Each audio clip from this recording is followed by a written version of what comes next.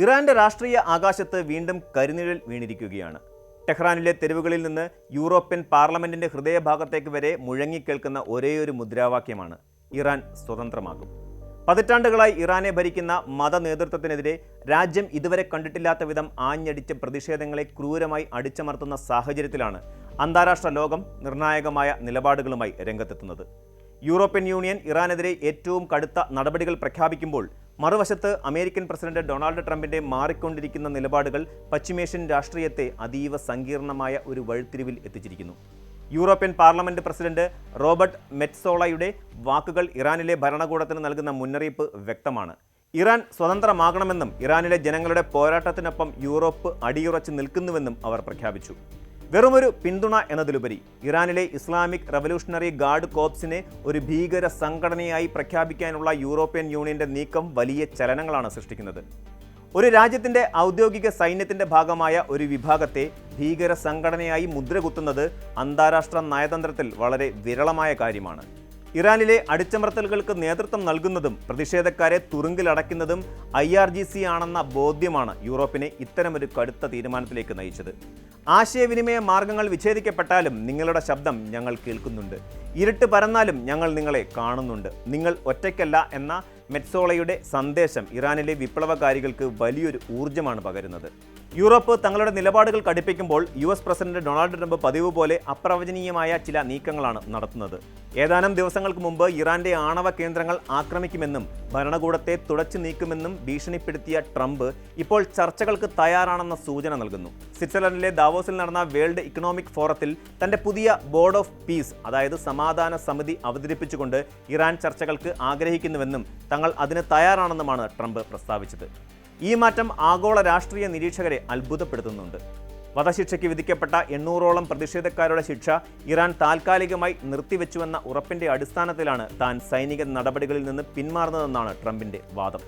എന്നാൽ ഇത് ട്രംപിന്റെ മാക്സിമം പ്രഷർ, അതായത് പരമാവധി സമ്മർദ്ദം എന്ന തന്ത്രത്തിന്റെ ഭാഗമാണോ അതോ മേഖലയിൽ മറ്റൊരു യുദ്ധം ഒഴിവാക്കാനുള്ള ശ്രമമാണോ എന്ന് കണ്ടറിയേണ്ടിയിരിക്കുന്നു.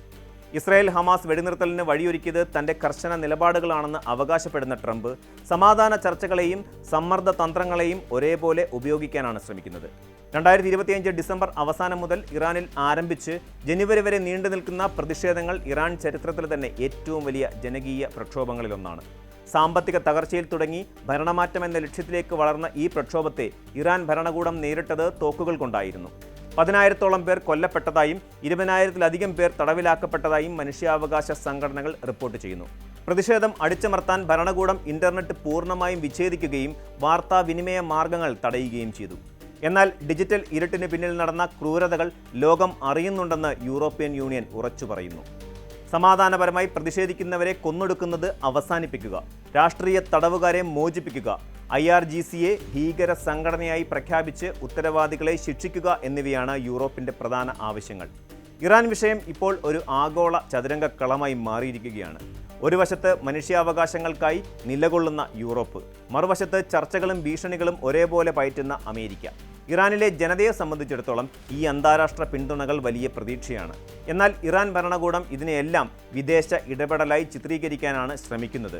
ഇറാന്റെ പരമോന്നത നേതാവ് അയത്തുള്ള അലി ഖമേനി പ്രതിഷേധങ്ങളെ അമേരിക്കയുടെയും ഇസ്രായേലിന്റെയും അജണ്ടയായി വിശേഷിപ്പിക്കുന്നു.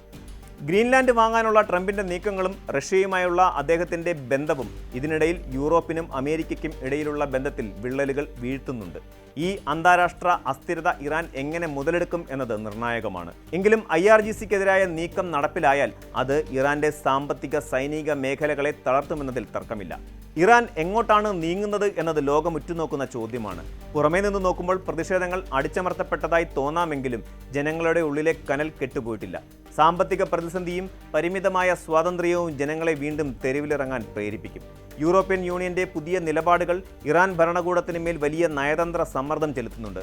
സമാധാന ചർച്ചകൾക്ക് തയ്യാറാണെന്ന ട്രംപിന്റെ വാക്കുകൾ വിശ്വസിക്കാമോ എന്നത് മറ്റൊരു ചോദ്യമാണ്. എങ്കിലും ഹിംസയുടെ പാത വെടിഞ്ഞ് ജനാധിപത്യപരമായ മാറ്റങ്ങളിലേക്ക് ഇറാൻ നീങ്ങണമെന്നതാണ് ലോകം ആഗ്രഹിക്കുന്നത്. മെറ്റ്സോള പറഞ്ഞതുപോലെ ഇറാൻ സ്വതന്ത്രമാകും എന്നത് കേവലം ഒരു മുദ്രാവാക്യമല്ല, മറിച്ച് ദശലക്ഷക്കണക്കിന് ഇറാനികളുടെ സ്വപ്നവും പോരാട്ടവുമാണ്. ആ പോരാട്ടത്തിൽ അവർ ഒറ്റയ്ക്കല്ല എന്ന ബോധ്യം അവർക്ക് നൽകുന്ന കരുത്ത് ചെറുതൊന്നുമല്ല. കൂടുതൽ വാർത്തകൾക്ക് News 18 Keralam YouTube channel subscribe ചെയ്യുക.